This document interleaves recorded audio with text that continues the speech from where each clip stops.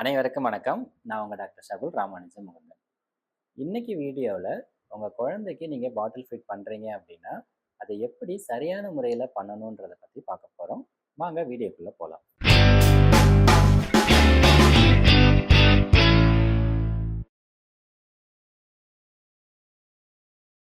ஒரு விஷயத்த ஃபஸ்ட்டு எல்லாரும் ஞாபகத்தில் வச்சுக்கோங்க. குழந்தைக்கு டைரக்ட் பிரஸ்ட் ஃபீடிங், அதாவது நேரடியாக தாய்ப்பால் கொடுக்கறது தான் எப்பயுமே சிறந்தது. சப்போஸ் சில சுச்சுவேஷன்ஸ்னால நேரடியாக கொடுக்க முடியல அப்படின்னா நீங்கள் பாலை எக்ஸ்பிரஸ் பண்ணி கொடுக்கலாம். அப்படி இல்லை நீங்கள் தாய்ப்பாலே கொடுக்க முடியாத சுச்சுவேஷன்ஸில் போன வீடியோவில் சொன்ன மாதிரி ஃபார்முலா மில்க் நீங்கள் கொடுக்கலாம். அதை கொடுக்கறது நம்ம காலங்காலமாக யூஸ் பண்ணிட்டு இருந்த சங்குன்னு சொல்லக்கூடிய அந்த பாலாடையில் கொடுக்கறது எப்பயுமே பெஸ்ட்டு. சப்போஸ் அதில் பாலாடையில் கொடுக்க முடியல அப்படின்னா நீங்கள் ஸ்பூனில் கொடுக்கலாம். இல்லைனா சின்ன கப்பில் பால் எடுத்துக்கிட்டு அதை அப்படியே குழந்தைக்கு கொஞ்சம் கொஞ்சமாக கொடுக்கலாம். சப்போஸ் நீங்கள் உங்கள் குழந்தைக்கு பாட்டில் ஃபீட் தான் பண்ணிட்டு இருக்கீங்க அப்படின்னா முதல்ல இந்த மெத்தட்ஸ் எல்லாம் ஃபஸ்ட்டு ட்ரை பண்ணுங்கள். இந்த மெத்தட் மூலமாக குழந்தைக்கு பால் கொடுக்க முடியுதான்னு பாருங்கள். இது எல்லாம் ட்ரை பண்ணதுக்கு அப்புறமும் உங்கள் குழந்தைக்கு சரியாக பால் கொடுக்க முடியல அப்படின்னா நீங்கள் பாட்டில் ஃபீட் பண்ணலாம். பட் பாட்டில் ஃபீட் பண்ணுறதுக்கு முன்னாடி அந்த பாட்டில் ஃபீடிங்னால என்னென்ன பிரச்சனைகள் குழந்தைக்கு ஏற்படும்ன்றதை முதல்ல நீங்கள் தெரிஞ்சுக்கணும். ஃபஸ்ட்டு பிரச்சனை, ரொம்ப ரொம்ப முக்கியமான பிரச்சனை, நிப்பிள் கன்ஃபியூஷன். அதாவது குழந்தைக்கு நீங்கள் பாட்டிலில் பால் கொடுக்கும்போது அந்த பாட்டிலோட நிப்பிள் ரொம்ப சாஃப்டாக இருக்கும். ஸோ குழந்தை வாயில் வச்ச உடனே ஈஸியாக பால் வாய்க்கு வந்துடும். வாயிலேருந்து அவங்க முழுங்கி வயிற்றுக்கு போயிடும். ஆனால் இதே டைரக்ட் பிரஸ்ட் ஃபீடிங் பண்ணும்போது, அதாவது ஃபீடிங் பாட்டிலில் இருக்கிற அந்த நிப்பிளை விட டைரெக்டாக நீங்கள் கொடுக்கும்போது கொஞ்சம் ஹார்டாக இருக்கும். கொஞ்சம் அவங்க சக் பண்ண, அதாவது கொஞ்சம் எஃபர்ட் அதிகமாக போட்டால் தான் பால் வாய்க்கு வரும். வாயிலேருந்து அவங்க விழுங்கி வயிற்றுக்கு போகும். ஸோ கம்பேரிட்டிவாக பார்த்தீங்க அப்படின்னா டைரக்ட் பிரஸ்ட் ஃபீடிங்கை விட பாட்டில் ஃபீடிங்கில் குழந்தைக்கு சீக்கிரம் பால் வரும், ஈஸியாக பால் கிடைக்கும். அப்போ என்ன ஆகும், நாளடைவில் குழந்தைங்க டைரக்ட் பிரஸ்ட் ஃபீட் பண்ணுறதை அவங்க விரும்ப மாட்டாங்க. இது காமனாக எல்லாருக்கும் இருக்கக்கூடிய ஒரு விஷயம்தான். அதாவது ஒரு பால் பிரஸ்ட் ஃபீடில் பண்ணணுன்னாலும் அவங்க டைரக்ட் பிரஸ்ட் ஃபீடிங் பண்ணும்போது ரொம்ப கஷ்டப்பட்டு தான் உறிஞ்சி பால் எடுக்கணும். பாட்டில் ஃபீட்னா வாயில் வச்சு லைட்டாக உறிஞ்சாலே பால் வந்துடும். ஸோ குழந்தைங்க பாட்டில் ஃபீடு தான் விரும்புவாங்க. நாளடைவில் அவங்க டைரெக்டாக பிரஸ்ட் ஃபீட் பண்ணுறதை விட்டுருவாங்க. ஸோ குழந்தைக்கு அம்மாவுக்கு சரியாக பால் கொடுக்க முடியலேன்னு சொல்லி ஃபீல் பண்ணுவாங்க. பாலோட அளவு, அதாவது பால் சுரக்கிறது நாளடைவில் குறைஞ்சிரும். ஸோ இதுதான் first main problem, nibble confusion. ரெண்டாவது, நீங்கள் பாட்டில் ஃபீட் பண்ணும்போது அந்த பாட்டிலை சரியான முறையில் வாஷ் பண்ணலை, கழுவலை அப்படின்னா அதிலிருந்து குழந்தைக்கு இன்ஃபெக்ஷன் ஆகும். சம்டைம்ஸ் பார்த்தீங்கன்னா பாட்டில் ஃபீட் பண்ணும்போது ஓவர் ஃபீட் பண்ணிடுவாங்க. அதாவது குழந்தைக்கு இப்போ நேரடியாக பால் கொடுக்கும்போது பார்த்தீங்கன்னா வயிறு ரொம்பினோடனே வாய் எடுத்துருவாங்க. ஆனால் பாட்டில் அப்படி கிடையாது. பாட்டில் வாயில் இருக்கிற வரைக்கும் பால் வந்துக்கிட்டே தான் இருக்கும். வயிறே ஃபில் ஆனாலும் குழந்தை குடிச்சிக்கிட்டே இருப்பாங்க. ஸோ ஓவர் ஃபீட் பண்ணும்போது குழந்தை வெயிட் அதிகமாகுவாங்க. ஒபிசிட்டி ஃப்யூச்சரில் வரதுக்கு அது ஒரு பெரிய ரிஸ்க்காக இருக்கும். அது மட்டும் இல்லாமல் நிறைய பெற்றோர்கள் பார்த்தீங்கன்னா குழந்தைய படுக்க வச்சு பாட்டில் கொடுத்துட்டு அப்படியே போயிடுவாங்க. குழந்தை பாட்டில் வாயிலே வச்சுட்டு இருக்கும். சம்டைம்ஸ் என்ன ஆகுனா அந்த பால் அவங்களோட காதுக்கு போகும். இல்லைனா நுரையீரலுக்கு ஆஸ்பிரேட் ஆகிறதுக்கு வாய்ப்பு இருக்குது. நுரையீரல் ஆஸ்பிரேட் ஆச்சுன்னா நிமோனியாவாகும். காதுக்குள்ளே போச்சுன்னா காதில் இன்ஃபெக்ஷன் ஆகும். இது மாதிரியான காம்ப்ளிகேஷன்ஸும் இருக்குது. ரொம்ப நேரம் பாட்டில் ஃபீட் பண்ணும்போது வாயில் சொத்தப்பல் வரதுக்கு கூட வாய்ப்பு இருக்குது. பாட்டில் ஃபீட் பண்ணுறதுனால இது மாதிரி எக்கச்சக்க பிரச்சனைகள் இருக்குது.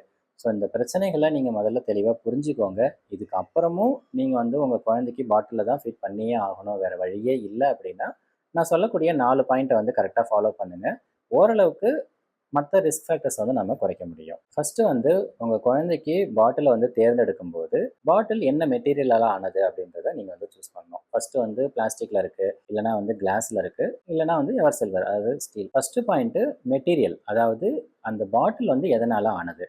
பிளாஸ்டிக் பாட்டில் இருக்குது, கிளாஸ் பாட்டில் இருக்குது, ஸ்டீல் பாட்டில் இருக்குது. பிளாஸ்டிக் பாட்டில் பார்த்திங்கன்னா விலை கம்மியாக இருக்கும், ஈஸியாக எல்லா இடத்துலையும் கிடைக்கும். ஆனால் பார்த்தீங்கன்னா வாஷ் பண்ணுறது ரொம்ப கஷ்டம். அது மட்டும் இல்லாமல் இன்ஃபெக்ஷன் ஆகிறதுக்கான ரிஸ்க் அதில் அதிகமாக இருக்குது. கண்ணாடி பாட்டில், அதாவது கிளாஸ் பாட்டிலில் பார்த்தீங்க அப்படின்னா இன்ஃபெக்ஷன் ஆகாது, ஆனால் அதே சமயம் கொஞ்சம் காஸ்ட்லி, பட் உடையக்கூடிய ரிஸ்க் இருக்குது. ஆனால் அந்த கிளாஸ் பாட்டிலை பொறுத்த வரைக்கும் பாட்டில் உடையக்கூடிய அந்த ஒரு ரிஸ்க் ஃபேக்டர்ஸ் இருக்கிறதுனால கிளாஸ் பாட்டில் அவாய்ட் பண்ணுறது நல்லது. 3வது ஆப்ஷன் ஸ்டீல் பாட்டில். இது இப்போலாம் நிறைய இடத்துல கிடைக்க ஆரம்பிக்குது.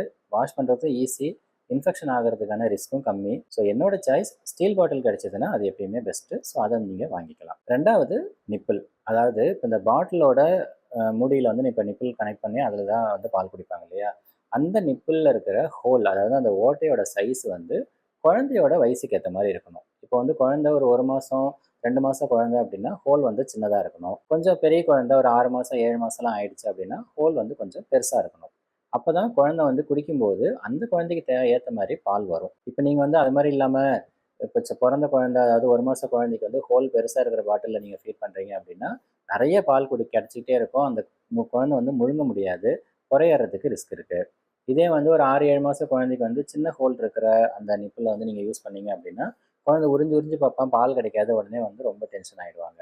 ஸோ அந்த குழந்தையோட வயசுக்கு ஏற்ற மாதிரி ஹோல் சைஸ் இருக்கிற மாதிரி பார்த்துக்கோங்க. குழந்தையோட வயசு அதிகமாக, அதாவது 1 மாதம் 2 மாதம் 6 மாதம் 7 மாதம்னு வந்து அந்த மாதங்கள் அதிகமாக குழந்தைக்கு யூஸ் பண்ணுற ஃபீடிங் பாட்டிலோட அந்த நிப்பில் இருக்கிற அந்த ஹோலோட சைஸ் வந்து பெருசாகிட்டே போகணும். ஸோ அதுக்கேற்ற மாதிரி நீங்கள் சூஸ் பண்ணிக்கோங்க. மூணாவதாக வந்து எந்த பொசிஷனில் பாட்டில் ஃபீட் பண்ணணுன்றது. எப்பயுமே குழந்தைய வந்து ஃப்ளாட்டாக படுக்க வச்சு பாட்டில் ஃபீட் பண்ணக்கூடாது. குழந்தைய வந்து மடியில் படுக்க வச்சு கொஞ்சம் தலையும் நெஞ்சு பகுதியும் வந்து ஹைட்டாக இருக்கிற மாதிரி கொஞ்சம் நல்லா தூக்கி பிடிச்சிட்டு அப்புறம் தான் பாட்டிலில் வந்து பால் கொடுக்கணும். கொஞ்சம் பெரிய குழந்தை 6-7 மாத குழந்தைங்கலாம் நல்லாவே வந்து உட்கார வச்சே பால் கொடுக்கலாம். பட் எக்காரணம் கொண்டும் படுக்க வச்சு பால் கொடுக்கக்கூடாது. நிறைய பெற்றோர்கள் பண்ணக்கூடிய தப்பு இதுதான். 1 வயசு 2 வயசு குழந்தைக்கு கூட வந்து ஃபீடிங் பாட்டிலில் வந்து பால் கொடுப்பாங்க. அதனால் நிறைய வீட்டில் பார்த்துருக்கேன். குழந்தைய வந்து ஒரு தலைகாணி போட்டு படுக்க வச்சுருவாங்க, பாட்டில் ஃபுல்லாக பாலை கொடுத்துருவாங்க, அந்த மட்டும் படுத்துக்கிட்டே பால் குடிச்சிட்ருக்கோம். அது மாதிரி எக்காரணம் கொண்டும் குழந்தைக்கு ஃபீடிங் பாட்டிலில் பால் கொடுக்கக்கூடாது. 4வது விஷயம், அதை எப்படி கழுவணும் அப்படின்றத தெரிஞ்சுக்கணும். குழந்தைக்கு பால் கொடுத்து முடிச்சதுக்கு அப்புறமா அந்த பாட்டிலை வந்து ஃபஸ்ட்டு சாதாரணமாக தண்ணியில் கழுவணும். அதுக்கப்புறமா சோப்பு போட்டு உள்ளார வந்து நல்லா வாஷ் பண்ணணும். பாட்டிலை வந்து அந்த வாஷ் பண்ணுறதுக்குன்னே சொல்லி ப்ரஷ் எல்லாம் வந்து அவைலபிளாக இருக்கும், நிறைய கடையில் கிடைக்கும். அதை வாங்கி அதை வச்சு கூட நீங்கள் யூஸ் பண்ணலாம். ஸ்டீல் பாட்டில்னாலும் சரி, இல்லை பிளாஸ்டிக் பாட்டில்னாலும் சரி. ஸோ சாதா தண்ணியில் வாஷ் பண்ணிவிட்டு சோப் போட்டு நல்லா கழுவிட்டு 10 நிமிஷம் தண்ணியில் போட்டு அப்படியே கொதிக்க விடுங்க. அதுக்கப்புறமா அந்த பாட்டிலை வெளியே எடுத்து ஏர் ட்ரை பண்ணிவிட்டு அந்த பாட்டிலை வந்து நீங்கள் யூஸ் பண்ணலாம். கடைசியாக நீங்கள் வந்து பிளாஸ்டிக் பாட்டில் யூஸ் பண்ணுறீங்க அப்படின்னா அந்த பாட்டிலோட கலர் சேஞ்ச் ஆகும்போது அதை வந்து மாற்றிடணும். யூஸ்வலாக 2-3 மாதத்துலேயே பார்த்தீங்கன்னா அந்த பாட்டிலோட உள்பகுதியில் வந்து ஒரு மாதிரி வெள்ளை கலரில் வந்துடும். உள்ளே எவ்வளோ பால் இருக்குன்னே தெரியாத அளவுக்கு கூட பால் அந்த பாட்டிலோட கலர் வந்து மாறும். அது மாதிரி டிரான்ஸ்பரண்ட்டாக இருந்த அந்த பாட்டில் வந்து கலர் மாறிடுச்சு அப்படின்னா பாட்டிலை வந்து தூக்கி போட்டுட்டு வேறு புது பாட்டில் தான் யூஸ் பண்ணணும். இன்னொரு விஷயம், நீங்கள் வந்து பாட்டிலை வந்து கடையில் வாங்கும்போது பிபிஏ ஃப்ரீ அப்படின்னு டேக் இருக்கான்னு பார்த்துக்கோங்க. பிபிஏன்றது ஒரு வகையான கெமிக்கல். அந்த கெமிக்கல் இல்லாத பிளாஸ்டிக் பாட்டில்ஸை யூஸ் பண்ணுறது நல்லது. ஸோ சுருக்கமாக சொல்லணும் அப்படின்னா நேரடியாக தாய்ப்பால், அதாவது டைரக்ட் பிரெஸ்ட் ஃபீடிங் எப்பயுமே பெஸ்ட்டு. சப்போஸ் அதை கொடுக்க முடியல அப்படின்னா பாலாடையில் கொடுக்கலாம், கப்பில் கொடுக்கலாம், இல்லை ஸ்பூனில் கொடுக்கலாம். இது எதுவுமே பாசிபிள் இல்லை, பாட்டிலில் மட்டும்தான் கொடுத்தே ஆகணும் அப்படின்னா பாட்டிலோட மெட்டீரியல் வந்து ஸ்டீல் பாட்டிலாக இருந்தால் கொஞ்சம் பெட்ரு. அந்த நிப்பிலோட அந்த ஹோல் வந்து குழந்தையோட வயசுக்கு ஏற்ற மாதிரி இருக்கணும். எப்பயுமே குழந்தைய உட்கார வச்சோ இல்லை தலை பகுதியை தூக்கி வச்சோ தான் பால் கொடுக்கணும். 4வது அதை வாஷ் பண்ணிவிட்டு 10 நிமிஷம் தண்ணியில் கொதிக்க வச்சு யூஸ் பண்ணணும்.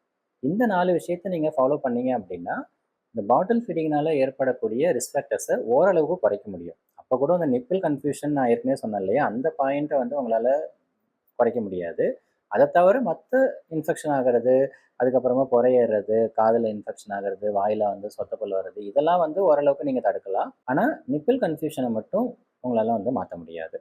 ஸோ முடிஞ்ச வரைக்கும் டைரெக்டாக ஃபீட் பண்ணுங்கள். அப்படி பாட்டில் ஃபீட் பண்ணுறீங்க அப்படின்னா இந்த விஷயங்களை கரெக்டாக ஃபாலோ பண்ணுங்கள். பாட்டில் ஃபீடிங் சம்மந்தமாக வேறு ஏதாச்சும் தகவல்கள் உங்களுக்கு தெரிஞ்சுக்கணும் அப்படின்னா நீங்கள் கமெண்ட்டில் கேளுங்க, அதுக்கு நான் ஆன்சர் பண்ணுறேன். வீடியோ பிடிச்சிருந்துச்சுன்னா லைக் பண்ணுங்கள், ஷேர் பண்ணுங்கள். சேனலை சப்ஸ்கிரைப் பண்ணாதவங்க சப்ஸ்கிரைப் பண்ணுங்கள். நன்றி, வணக்கம்.